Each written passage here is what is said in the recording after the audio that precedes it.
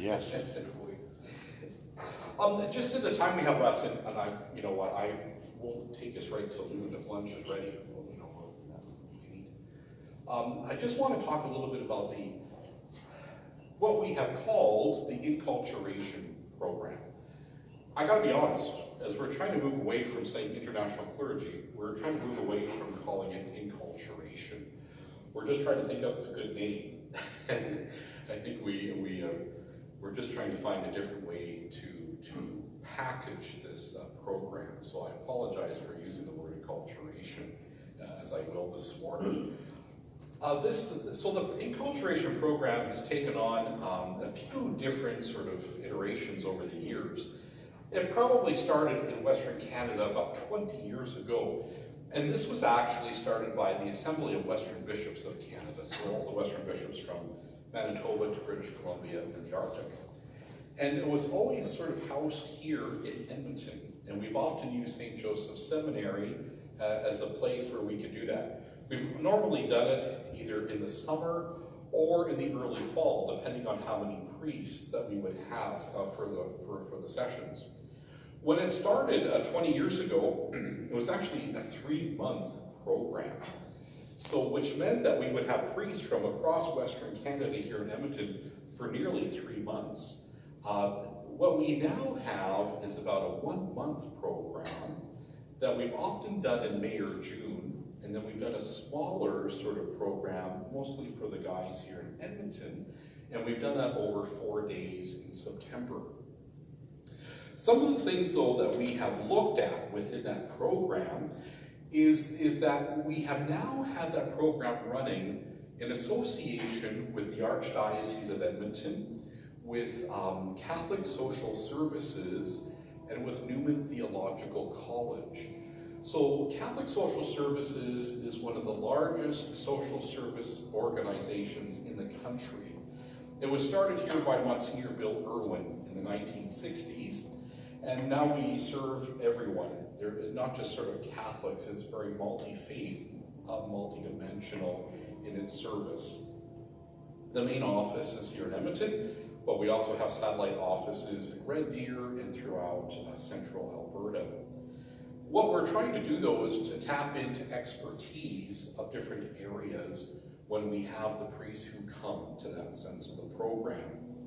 So what we have are some of the things that we are looking at is we have probably classroom sessions and field trips that are built into that period of time. So some of the things that we have been looking at throughout the last number of years, and some of the things that we fine-tuned over the last number of years, are some of these topics. Canadian leadership values, transparency, accountability, confidentiality. We actually always had Archbishop Smith lead that session. So he would come in on the first day, celebrate Mass with the priests, and then he would start that process. Boundaries in ministry in Canada. So this was something that we would do really for all of our priests, and this was dealing with staff, volunteers, and parishioners. Some of the issues around boundaries in ministry. The priest at the heart of collaborative ministry. This is a topic that Bishop David would often share. And so that topic, of course, would deal with the priest as a collaborative minister with his parishioners. We did a fair bit on Canadian church history. We used to use the history professors at Newman College, Dr. Bob McKeon. He would lead a session on Canadian church history for the fellows. Ministry to the Indigenous peoples of Canada. So this was the session that over the past years, Bishop Jerry Wiesner would lead when he was probably in better health. And so we would have him come and he would lead a session on that. What we would also do then is we would take the priests. They would also come to Sacred Heart Parish of the First Peoples. They would go to Lac St. Anne, and they would spend the day, usually on a Saturday or Sunday, with the parishioners. They would celebrate Mass with them. They would see some of the enculturation and the liturgy that we were talking about earlier. So they would have the opportunity to kind of be with the people, to speak with them, learn from them. I think for a lot of the guys, I think they enjoyed that experience. We would also talk about the parish office in the Canadian setting. So some of that was just professional expectations that we expect of our priests, of our clergy. Religious diversity, so humanism and interfaith relations. I have to say, often from priests that have come from away, you're already much better at that than we are. Actually, you're coming from different cultures with different faiths, and so you have a lot that you could be teaching us. We also would have a session on elder care in Canada, and especially with our care homes, our care centers. We would have a session with finances and administration in a Canadian parish. This was often led by Deacon Wayne Provincial. He is he's our lead for what we call now mission services, sort of the temporal affairs, and he's our financial administrator in the Archdiocese. This is something that we also need to do with our newly ordained priests as well, and even our older priests. We could always probably use a bit of an update on some of those things as things continue to change. We look at the role of deacons in the Canadian parish, because a lot of our parishes, I don't know all your dioceses, but here in the West, a number of the dioceses now have a deacon formation program and a number of ordained deacons. Out east, I'm thinking of like St. Catharines in Toronto. You probably have had this since the Second Vatican Council. Our first group of permanent deacons was only ordained in 2008, so it's a rather new, I don't want to say phenomenon, but it's a rather new ministry that we have now since the Second Vatican Council have brought to life within the Archdiocese here and a number of dioceses in Western Canada. We also look at women in parish life as staff, volunteers, and on parish council. So we would have some of the ladies, either from Catholic Social Services, from the Archdiocese, from our parishes, who would come and speak to the priests about that. Development and peace, Caritas Canada. So we often had the local animators here in Alberta who would come to give a session on who development and peace are, what their ministry is as well. The Catholic Women's League in Canada. So we would often have members of the Catholic Women's League who would come. Hierarchy and gender equality in the Canadian parish. And so we would speak really about that whole idea of the hierarchy that we probably see very differently than others. Self-care and evangelization. This was something that Father Stephen Hero, now Bishop Stephen Hero of Prince Albert, would lead for us the last sessions. Really self-care for our priests. And this is probably something that all of us could actually use. So he would speak to that as well as evangelization. We would also have something, Catholic schools in Western Canada. So we would have, excuse me, we would have some of the teachers, school administrators, they would come in to speak much about the Catholic schools in the province of Alberta, in Western Canada. They would also take time to go through the K-9 curriculum, just so that the priests would have an idea of what is in the curriculum in our Catholic schools for each of those grade levels.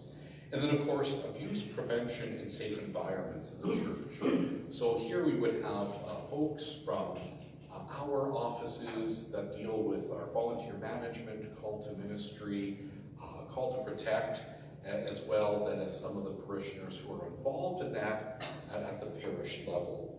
So those are some of the topics that we would look at. We would also have some time during that 1 month where they would be able to, and you know what we called it was accent training. So they would have someone come in that would be able to just assist with some of the language and some of the nuances with language and with accents. I tell you, as I said, I'm a newfie, they could be helping me my entire life the way I say certain things. I know people kind of shake their heads thinking, what did he just say? I get it from my parents, I'm sure. So some of the other topics that they would also look at over this 1 month period: culture and the basis of cultural differences, culture shock, some of the priests had mentioned culture shock, cross-cultural communication. This has been something, I try to be very aware of this, Because I think the way that we may say something or come across, that may not be how people receive it, you know, and we might not mean anything by it, or maybe a facial expression, or, you know, the way I could get excited or something. So I'm always trying to be very cautious when dealing with our priests, because I may just say something a certain way and not mean anything of it, but they might not take it that same way. Social issues in Canada, racism and discrimination in Canada. We certainly need to look at that, because I know, as Father mentioned earlier, our priests deal with racism, and they're dealing with it in a city parish or in a rural parish, and we have to deal with that. We have to deal with it as priests, but we also have to deal with it with our parishioners as well. So that's really something we always have to take a look at. Canadian history and the immigration patterns. So we kind of just go through the history of immigration here into Canada. Immigration issues. This is a big one. This is a big one not only for our priests here in Edmonton, but probably across the country. As I mentioned to you earlier, working with our priests, you know, we have a number of priests who have come and they have decided to stay. They have been incarnated in the Archdiocese of Edmonton. But we have priests lately, in the last few years, who have come. They're here on a visa, and then all of a sudden they're getting ready to reapply for their visa, and then we have priests who are getting an extension of a month or a day on their visa, and we're like, what is going on? So we've been trying to work in different avenues on that whole idea of immigration. So here in the Archdiocese of Edmonton, we have a law firm that we have a retainer with, and lo and behold, we have an immigration lawyer, which we didn't seem to know for years. So earlier this year, we had the immigration lawyer come over with the Archbishop's leadership team and with some of the priests to say, what can we do to help you in these situations? Because often it's been getting a lawyer involved in the process that's actually helped move the process along, because our priests who are waiting for a visa, they can't do much really. You can't leave the country, you might not get back in probably. So some of them have been here. We're now at the point where we've been saying to the priests, if you need to apply, like apply 6 to 9 months out before your visa expires, just to see if we can push this along.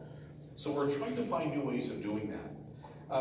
We're probably playing catch up as compared to some of the dioceses.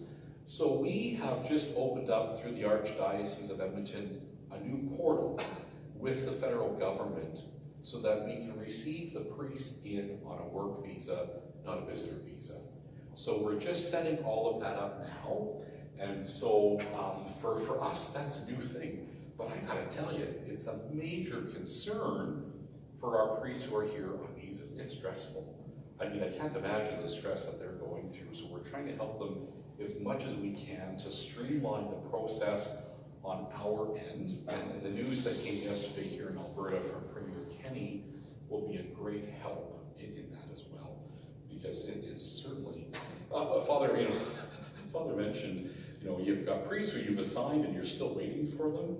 This year we received 3 priests. We've been waiting 2 years to get them here. Part of it was COVID and just the whole traveling thing, but we've been waiting 2 years, like we have all sorts of things we can do with you, but it's been waiting. So I think like Regina, I know what that waiting is like. So, multiculturalism and the ethnic makeup of Canada, the First Nations, of course I mentioned that, healthcare, mental health issues for new Canadians. So whether we're priests or not, we still deal with all of those things. Part of it's our self-care. So how can we reach out to our priests to help them? Canadian families and gender roles. So that is a topic that often has been looked at by some of the folks involved in the program. It could be some of the folks from Catholic Social Services that have done that. The Canadian economy, politics, and the legal system. Interesting, eh? Somebody just said to me something the other day about the Court of King's Bench. I'm like, what are you talking about, the Court of King's Bench? But we haven't got kings, so all of a sudden we're the Court of King's Bench. It never dawned on me until, so I mean, all these things kind of switch around now. Family violence and elder abuse. So we always have a topic or an afternoon or morning session on that very topic there. Well, we also have one on Canadian holidays, recreation, participation, and networking. I am not the body type where you think of recreation, right? So, but we certainly want to probably explain some of the Canadian holidays. Thanksgiving's coming up, or Victoria Day. So some of those things there. The other one is geography, climate, and the weather. You know, if you live in Edmonton, that's one thing. If you live in Regina or Winnipeg, it's cold. Like Moncton, all over it. So different climates. I have to tell you, if I could figure out a way canonically that I could go to Victoria for the winter and come back to Edmonton for the summer, I would probably try to do that. I haven't done already. And then things like driving, for example. You know, nothing like saying to a priest, "Welcome to Canada, here's your new parish," and you're going to drive hundreds of kilometers every weekend to celebrate Mass in 2 or 3 or 4 parishes, you know. And we don't like to do it, so why would we think anyone wants to be driving around in the middle of winter? So I spoke a little bit about some of the field trips that we do. So we visit with some of the First Nations parishes, with the Indigenous peoples. We also would go to some of the Catholic schools that are here in the city of Edmonton. Some of the care homes, we usually would bring them to St. Albert. St. Albert is just kind of in the northwest, it's its own city, northwest of Edmonton. Really the hub for the Oblates. Other than the Mother Diocese, St. Boniface of the West, the Oblates, one of their main places in the west here, it was really the Diocese of St. Albert before it transferred to Edmonton in 1912. So they have their parish there, beautiful parish, St. Albert. Star of the North Retreat House is their Newville home, one of our care centers, Catholic care centers, and also one of the cemeteries that is there. And really the log church, that was sort of the first cathedral here in Alberta, that is still there. People can take tours of that. So those are some of the places that they would be going. Over the years, those are the topics that we have kind of settled in on as of 2019, 2020. The last 2 years, we have not had any in-person sessions. We were probably looking to start that actually now again next year here in Western Canada, where we would have that open again to in-person. What we have done though, in the week of, usually 1 week in September for some of the priests that may have missed that one, or locally here, maybe more of our priests, we have had them come to the seminary, and we've looked at some of the same topics, but not as many or as broad. And we've just done that over 4 days.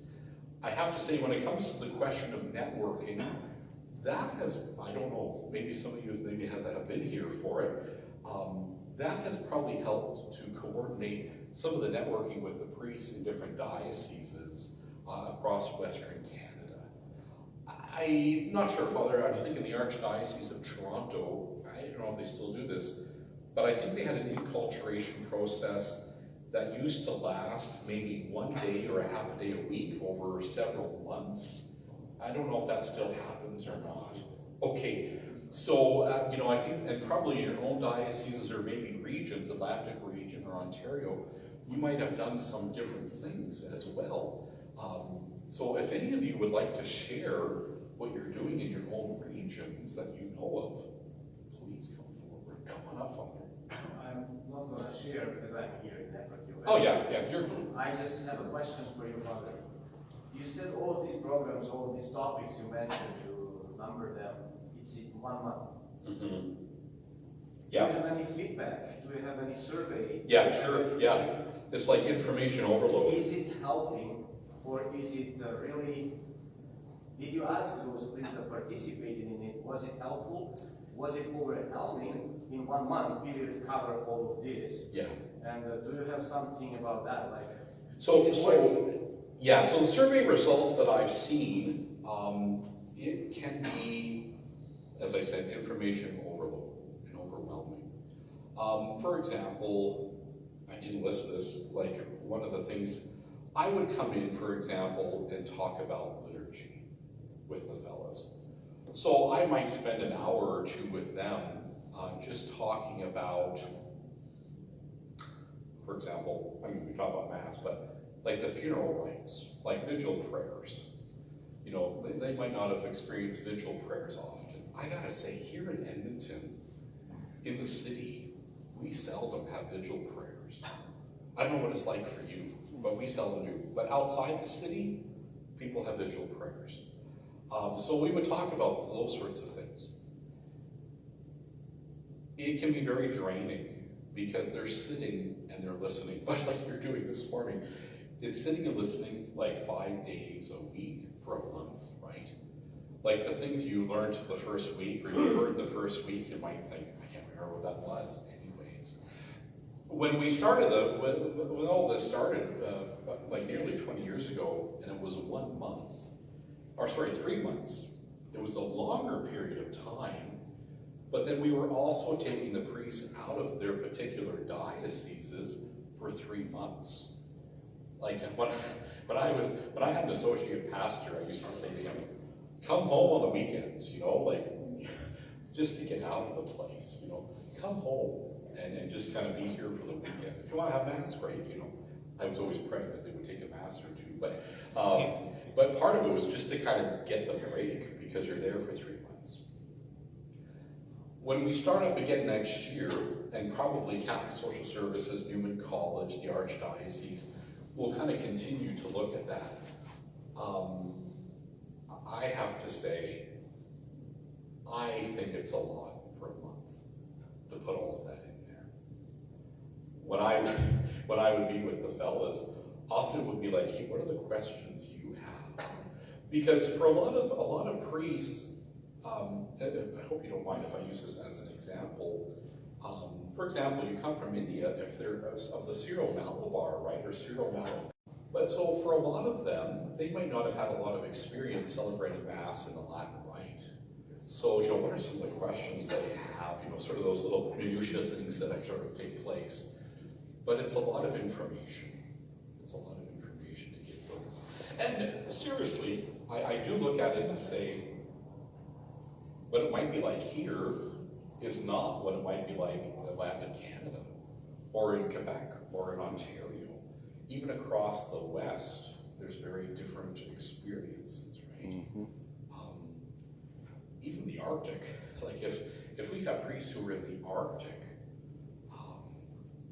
it's like you're flying to places to celebrate Mass, you might only get there every 3 or 4 months.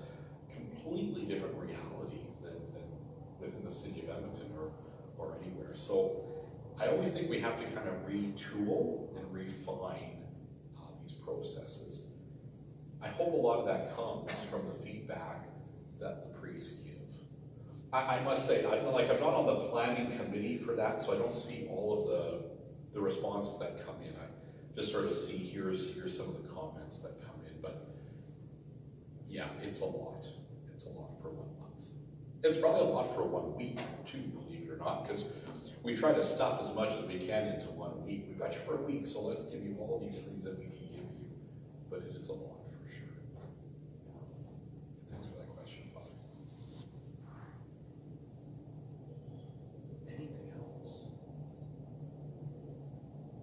Anything else you want to share? Father, come on up. I think, Father, thinking about enculturalization as an immigrant, myself an immigrant, it requires a lot of openness from my side too. So I need to open to the culture, open to the policies, whatever it is. If I really want to be enculturalized, it requires, that's what I learned from my part. I can seek my comfortable zone in my own community, going there, eating my food, you know, just like being in India, but that doesn't help me actually to be a part of the culture. So what really helped me is being in a parish where there's a priest of the land. Right. Yeah. So I'll be with him on the side from the side of the right. Oh, sure. So what really helped me to celebrate the Mass better, so that I can help people administering the sacraments. When I looked at this priest, I learned that this priest himself was helping me. So not only with the liturgy, but with the parish community, how the office function. And yeah, even the food. Yeah. Taking the first food I started eating Italian food. It was easy for me, but I realized if I'm hungry, I eat any food. Yeah. I'm here as a missionary, and I'm not here for a holidays or vacation. If I'm really a missionary, I am willing to take this challenge. Yeah. So that's what I felt. Yeah. So what I was thinking, even the enculturation program is good, but if a priest can have a few months with a priest who's of the land, that will really help. Yeah. Thanks, Father, for that. Yeah. You have a beautiful liturgy, by the way. Some of my associates, of course, have been Cyril Malabar. I'm Cyril Malankara. I have to say, as a liturgist, I've gone to the liturgy, and they always say, can celebrate. Okay, like just sit me off on a side somewhere, because I have no idea really what's going to happen. It's long. It's long. Like, actually, you know what I always say? I always say to the priest, like, what do you think of the shortness of the Roman Rite? Like, it's kind of built for brevity in a sense, right? So, I mean, it's so different. It's so different for you to have to just sort of take that on in a short period of time, you know, in a short period of time. That's why I say, you know, here in Edmonton, we've tried to say, at least that first year, like, we don't want to send the guys out on their own, because there are just a lot of those things, and it's like, no, here, I'll go to a parish and see you later, where, you know, we're not kind of often giving a way for priests to flourish. You know, if we're just kind of throwing them into sort of the deep end, right? So how can we and you know what, a big thing too, and you kind of mentioned this, is mentorship. I mentioned it earlier, right? Like, we need to have priests who can be good mentors to any priest, right? To any priest. Like, if you're a pastor, and I probably think this, we probably have pastors who are great mentors. And there's probably pastors who are not great mentors, right? And as part of that, especially those of us on personnel committees, those are some of the things that we need to actually think through and be very deliberate about when we're naming pastors and associate pastors to parishes. Because that's a big thing, eh? Like, you share your life, your home, your kitchen with one another. And you gotta have some good mentors to be able to do that, right? I gotta tell you, I'm a lousy cook. This is a body built on McDonald's. So, like, my worst thing, I gotta tell you, I was a parish priest in a very small town of Stettler, Alberta, a little bit east of Red Deer. And I used to joke with them. I'd say, if you guys don't put a McDonald's in, I'm moving. Well, lo and behold, after I said that the first year, they put it in a Walmart and a McDonald's with a drive-thru. I was like, yes. Like, I had a 60-kilometer drive home. I'd be there driving on the highway, eating like a Big Mac or, you know, cheeseburgers or whatever. It was the best thing in my life. I'll stay there as long as I can, right? So it was good. But all of those things are a part of it. Like when Father mentioned earlier about how he was welcomed in Colombia, you've got me thinking. Because how do we prepare our parishioners in our parishes to welcome priests? So you've got me thinking now about a way that we can do that. Because I got to be honest, I don't think we do that. No. And I don't think we do a good job of that. So you really got me thinking about that now this morning. So thanks for that. I appreciate it very much. Sorry, Father, go.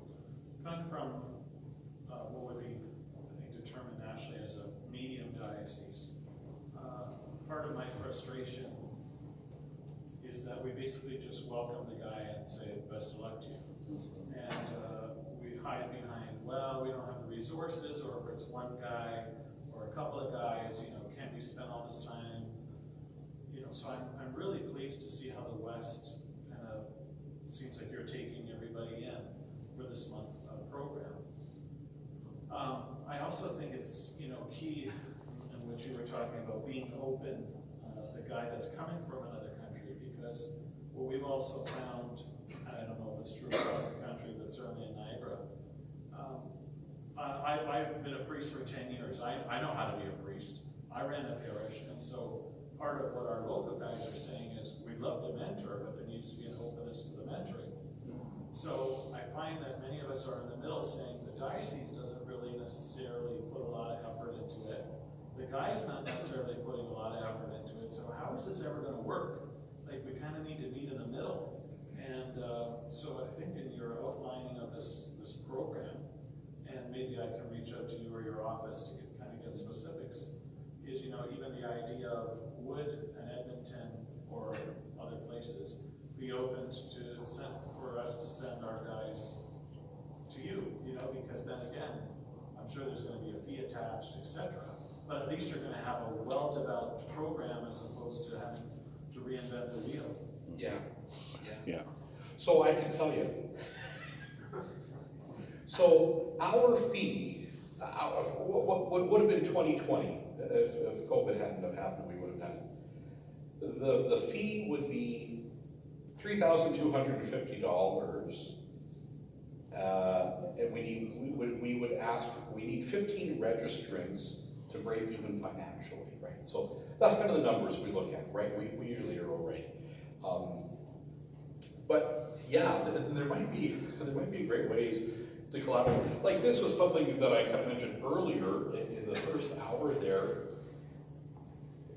A lot of it, you know, talking about the mentorship and openness, that's, I think, why we're trying to find some ways for fraternity amongst our priests and with the bishop, right? We did not do this in the spring. Some of our young priests, they wanted to come together at one location and just have a barbecue. Like, and we were going to use Red Deer, actually, just because it would have been a place where we were all going to travel to. And we were trying to work it out with one of the schools, that we would use one of the schools that was right next door to one of our churches. And we couldn't actually get into the school due to COVID restrictions. But we just thought, you know what? We just want to come together and have a meal. We don't want any business. We don't want to have anyone give us a talk about anything. We just want to come, celebrate Mass together, or pray, however, what part of the day it was, and just have a meal and kind of visit with one another. And I think that's where I think some of the mentoring will come from, because I got to tell you, as a vicar for clergy, I kind of watch guys. Like, I don't mean to say that like in a freakish sort of way, but I watch guys to say, like, how do we interact with each other? Like, who would be a good mentor? You know, who would be good at sharing? You know, I think some of the worst things we could do, and maybe you've experienced this, you're in a parish with somebody and you never talk with them. You live in the same house, you never talk with them. You might meet once a week, kind of figure out the schedule or what's going on, but yet you don't always share your life and who you are, your personality. And that's where I think we've got to look for some of those good mentors that can be a part of that. And you know what? We've got a lot of great young priests. We have a lot of priests, who are from away, who are great mentors. They're great mentors, you know. I think I've been ordained 20 years. I've said to someone, I've been in 9 parishes. I have a hard time keeping a job, honest to God. But, you know, I've had a lot of associates. I gotta say, and I have had associates from Canada, I've had associates from Nigeria, from India, the Philippines. I have loved working with these guys. I shouldn't say working, ministry. We can have a good time, you know. There's the seriousness of evangelization and, you know, administration and everything else, but I have had good experiences. And I agree, I think it's a lot of what Father said. It's like, how do we go into it? Everybody, like you're kind of a team, right? And I think there's some great things, but we have to find good mentors to do that. I've been ordained 20 years. I gotta tell you, I make a lot of mistakes every day. When I go to bed at night, I think, you know, when you pray compline, you know, you kind of examine your conscience of the day. Most nights, God, that was not the day I expected today. You know, whatever I screwed up, please forgive me, you know, like, I made some asinine decisions. I'm surprised Archbishop Smith still puts up with me after these many years, but you know what, it's learning. It's learning, God willing, I won't do it again the next time, but that's a lot of it, right? And I think it's just mentoring. And hopefully we can use our bishops for mentoring too, right? Like that's where we're trying to strengthen this relationship with our bishop, with Archbishop Smith. Like there's this fraternal relationship that we have. When we've been looking at some of the priorities, some of the things that we had discussed, and I'm sorry, I'm looking at the time here. So one of the questions we have asked our deanery, I mentioned our deanery structure. So what we're doing now in the Archdiocese is we have what we call deanery days. 4 days of the year are deanery days. Every deanery meets on the same day, 10:30 in the morning till 4 o'clock in the afternoon. We might meet in different parishes at 8 different locations, but we're all meeting on the same day. In the morning, we come together, we have a half hour of prayer. It could be adoration, because most of us have celebrated Mass in our parish. We could have Mass or adoration, morning prayer, midday prayer, whatever it is. The first part of the morning, 11 till noon, we kind of just go around the table. What's going on in our deanery? What are some of the unique challenges or joys that we're going through? Planning penitentials, all those sorts of things. We have lunch together. We can kind of have that fraternity. The afternoon, we get on Zoom. And so normally the Archbishop, somebody, we're all on Zoom together, but they kind of get the same message from whatever we're doing, some sort of clergy formation or generative discussion. One of the things that we actually had done is we had asked our deaneries to look at some of the challenges and needs that our international priests, would need when they arrive in the Archdiocese. Here are some of the responses that we received. We need to have access to an immigration lawyer retained by the Archdiocese that is able to assist with visas. Okay, we can do that. We found out we have an immigration lawyer. Who do we have? So we can do that. International priests, more help with immigration paperwork processes. Okay, what do we need to do to strengthen that? We're trying to do that now. Could there be a conference of religious communities or a group at the CCCB level that could lobby the government over immigration issues? We probably, in our own dioceses, have been lobbying different governments to get things by immigration. Could we do that at a national level? I haven't done anything on that, I gotta be honest with you. Immigration support in the Archdiocese should be a high concern. This is something that one of our administrative assistants, Danielle White, has been working extensively on. She works for the Vicar General, myself, our Chancellor, and our Judicial Vicar. So she has been doing a lot of work on how we can streamline a lot of those things. Isolation and need of support was a common and repeated theme. We feel isolated in our parishes, and COVID has probably shown that more than any other time. What do we need to do? And so some of those things have been, how do we build a fraternity? Some of the priests lose enthusiasm after a while. There's a perception that international priests are not valued for the charisms and gifts that they bring to ministry, that they are just placeholders to fill the need. They are given a manual, the protocols, and placed in a parish with no follow-up or mentorship. Like many priests, they are overburdened with expectations, but this is coupled with the fact that they are often placed in culturally difficult and isolated communities and situations. If a mistake is made, then it's goodbye. If good things are done, there's no acknowledgement. So what do we need to do to change that? That has been something that we have certainly looked at. Because as I say, I make mistakes. Like, I do have a concern that if a priest is here and they think they've done something wrong, we're going to be like, okay, see you later. Like should not be our first response. Like what can we do to change that or to help that? Specifically for priests from religious communities, a new priest should be placed in closer proximity to the religious communities and their brothers to start and not be so isolated. So that's certainly one of the things that we had already been doing and that we're going to, I think, continue to do Mentorship and integration assistance is key and vital for a successful and spirit-filled ministry. So we were just talking about that. One of the things that we heard was to bring back and continue the enculturation program upon arrival. It was a great benefit. As an example, that's right, for the Archdiocese of Toronto, who have a 1 day a week for a half-day session for 6 months. I don't know, and of course, I don't know if they do that.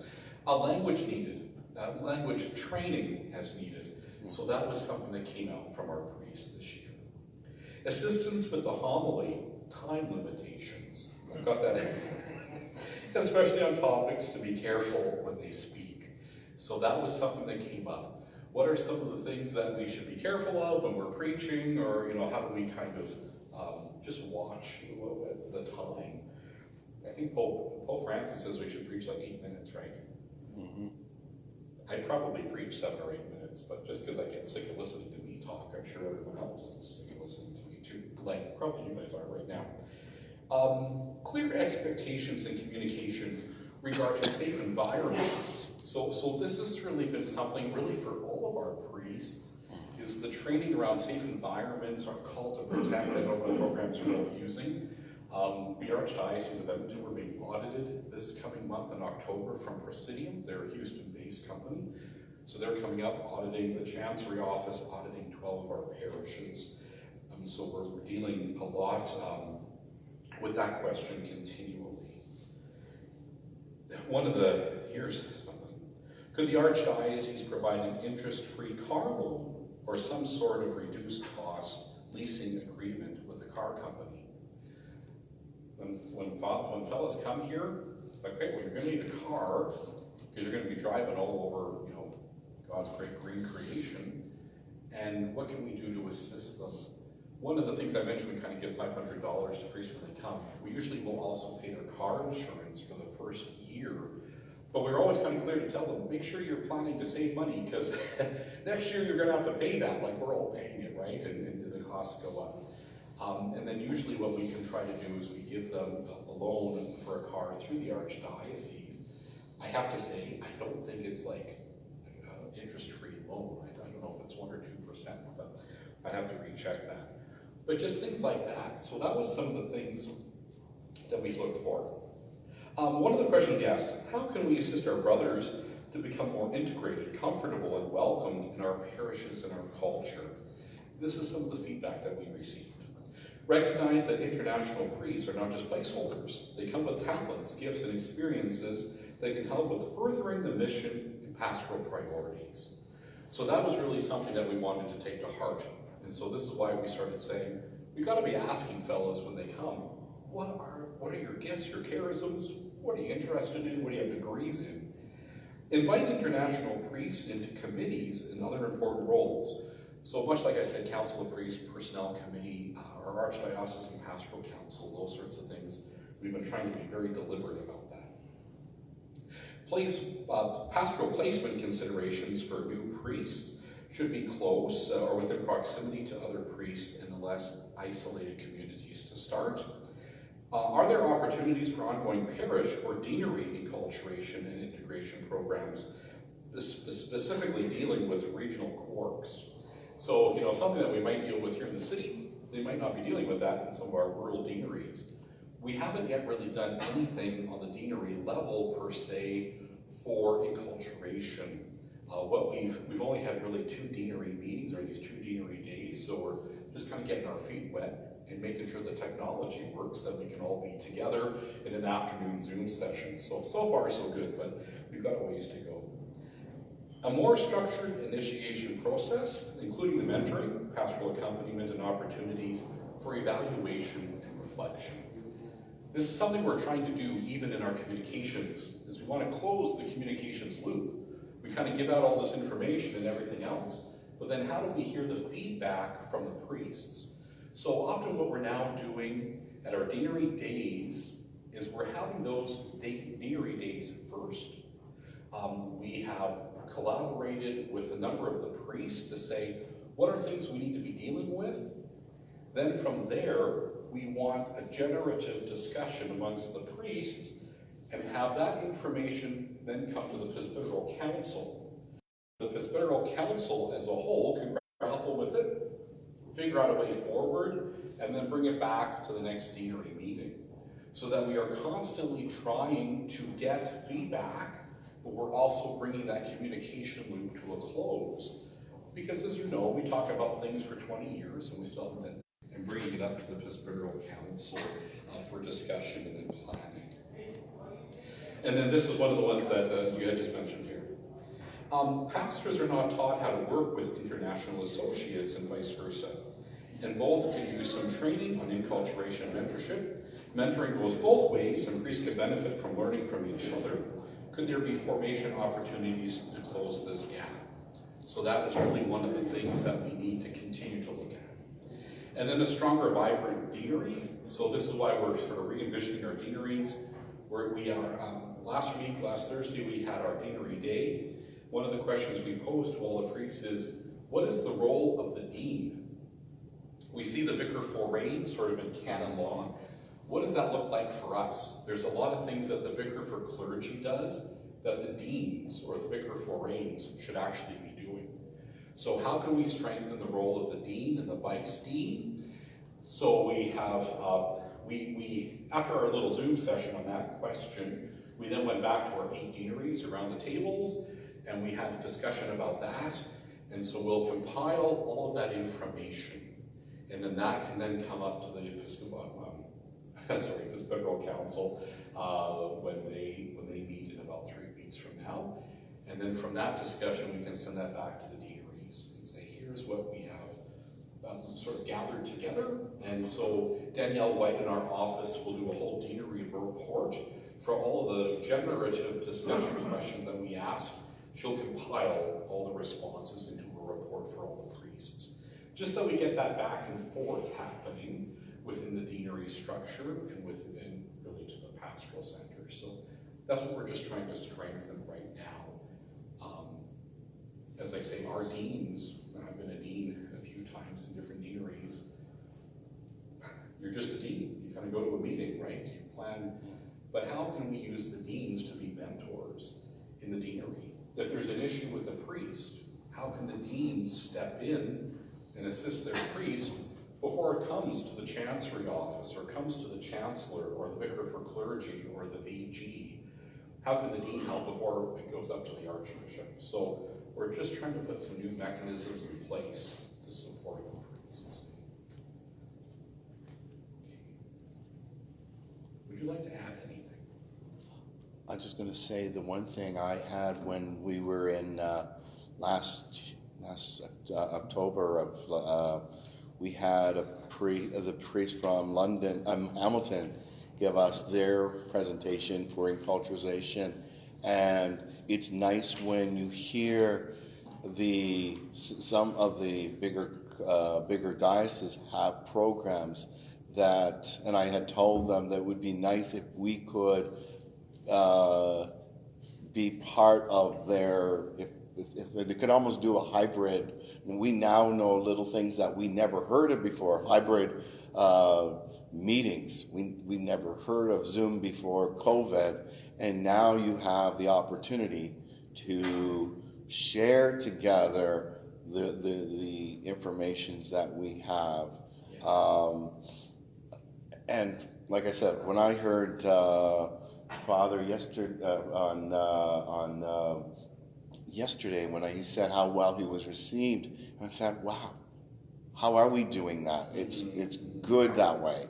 Yeah. And I'm bringing that to, I have a meeting next week with the priest commissioner for the priests and the ACBO, so I can bring up what I'm hearing. So, well, and I was here Monday for the opening mass with you. I just talked with Father Lemire, because I said to him, I'm going to track you down in the next few weeks, because he was saying some things they're doing in Ontario with enculturation and things, and I thought, oh, I want to pick your brain and consult with you on a few things, because we have to keep improving.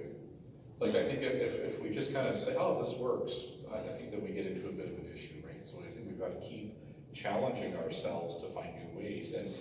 And seriously, I do too. I need to be challenged, right? Because I can just kind of get into a stream or a comfortableness that I think, okay, fine, but I think we have to challenge ourselves, you know, and it's not always easy.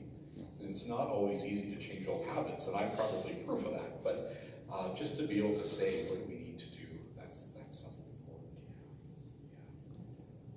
Fathers, thank you. It's like 5 minutes to lunch, but thank you for having me this morning, and really, sincerely, thank you for having this these sessions these days in the Archdiocese of Edmonton.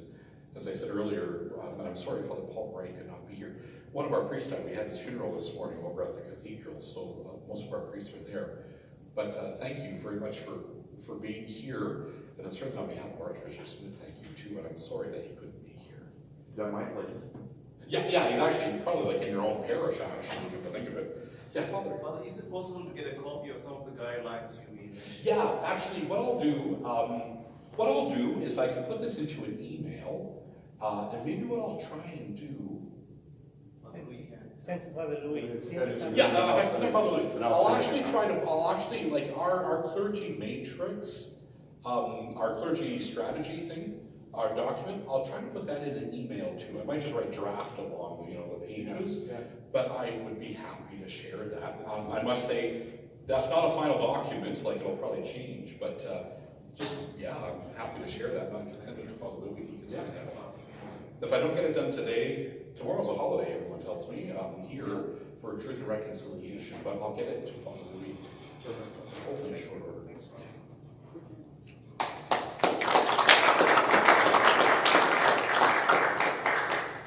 Father Paul, thank you for sharing with your expertise, and also to thank you for making us feel welcome here in Edmonton. We're ready to push it up to our parish, our dioceses again, and I want to thank you.